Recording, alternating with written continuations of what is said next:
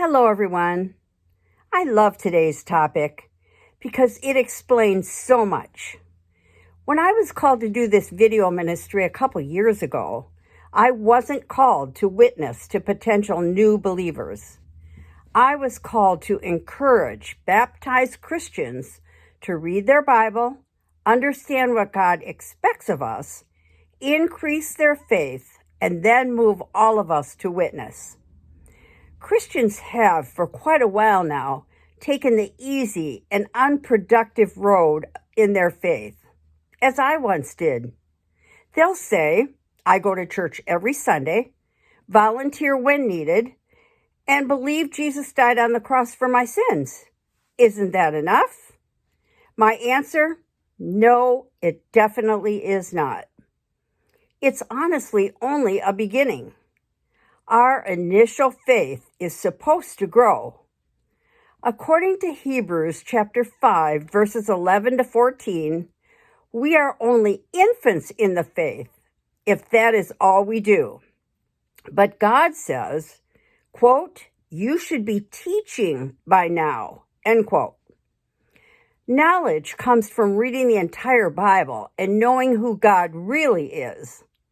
But very few Christians ever do that. Instead, they are what I call comfortable Christians, people who take no risks in their faith. That Christian actually puts relationship with others ahead of relationship with God, and they probably aren't even aware of it. Sadly, that person isn't acceptable to God, even though most would be shocked to know that.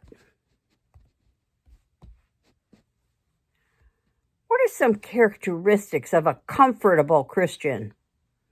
Thanks to Pastor Matt Ennis of Westside Christian Church, I will list and discuss 7 of those. Number 1, your everyday circle is much too small. All of your friends and family whom you are with are also Christian, and that keeps you comfortable. They all believe what you believe. Number 2, you are a Sunday go-to-meeting Christian, meaning you go to church every Sunday, but speak to no one about Jesus or have no Christian conversation until the next Sunday. So, you're comfortable. Number 3, you have a minuscule prayer life. You might thank God for the day or pray for someone, but you never really speak to God as a friend or with great urgency. You don't want to get into great detail about your situation. After all, He already knows, right? You never open a prayer door wide enough to be uncomfortable in prayer. Number 4, you never speak about politics or stand up for God in a political or religious conversation. You hold fast to the I don't speak about religion or politics edict. After all, you might lose a friend or a family member. Besides, someone might verbally attack you, and you certainly can't trust God to defend you. It's much easier and better to remain silent. That way, you offend no one. And doesn't God require us to be nice to everyone? Good thing Jesus chose to challenge both politics and religion, right? Number 5, you choose not to be around pesky people because you simply want to be comfortable within your own circle of friends. Number 6, you live your life so that you are rarely challenged. That way, you don't have to sweat through something you might not be able to answer. You've had a busy life, and you don't want to mess with anything uncomfortable. Number 7, you would never get into a crucial conversation, especially one that might turn into religion or politics. Keep the conversation comfortable. Now that we've gone through all 7 of Pastor Matt's signs of comfort in your supposed Christian life, how do you measure up to God's purpose for each of us here? Well, it certainly helps to keep stress in your life to a minimum. But is that God's purpose for you and me? Is there any place in the Bible that tells us to be sure to keep our stress level to a minimum? I don't think so. In fact, you will find quite the opposite there. You might argue that Jesus said, "Blessed are the peacemakers," and he did. But to keep peace, you first have to have conflict. Jesus actually said, "People will hate you." In Matthew chapter 10, verse 22, Jesus said, quote, "You will be hated by everyone because of me," end quote. Well, does anyone hate you? If not, is it because you're so comfortable that you don't defend your faith or witness, so no one will hate you, and that keeps you happy?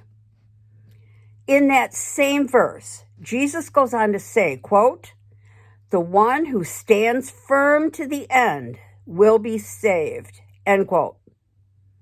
It isn't comfortable that will save you. It's being uncomfortable and standing firm to the end that will save you. So let's take a second look at those 7 points that keep you comfortable. A small, dedicated circle of family and friends who probably claim to be Christian don't need your witness, or do they? Who in that circle may not be saved? And who outside of that circle may need salvation? Do you have puny prayers, or do you plead with God in your prayers to save those you love? 3 cheers that you go to church every Sunday, but God says in Deuteronomy chapter 6, verses 7 to 9, quote, "Impress the commandments on your children. Talk about them when you sit at home and when you walk along the road. Write them on the door frames of your houses and on your gates," end quote. That is not the Sunday-only Christian God requires. It's church that doesn't stop at the church door. We just came through a very contentious election. God truly was honored by the work of only one party. Did you defend that party verbally? Did you vote for that party? Or did you decide your personal beliefs were more important than God's word? Even pastors failed to speak. Does anyone ever challenge you about your faith? Or are you so quiet about it that no one knows what you really believe or even who you believe in? Do uncomfortable conversations about God, the Bible, and more come up in your life? Or do you avoid them? Truth is, one day, all of us will stand before God, and he will judge us on our works of thanks for his incredible gift of eternal salvation. How will you be able to answer his questions?